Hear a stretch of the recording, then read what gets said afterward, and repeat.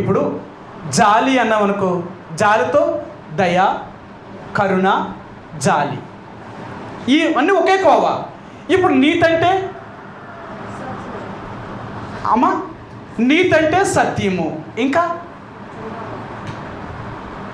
సత్యం అంటే న్యాయం, అంతే కదా. అది కదా, ఒక నీతి అంటే నీతిమంతుడు న్యాయంగా నడుచుకుంటాడట, దుర్నీతిపరుడు అన్యాయంగా నడుస్తాడు.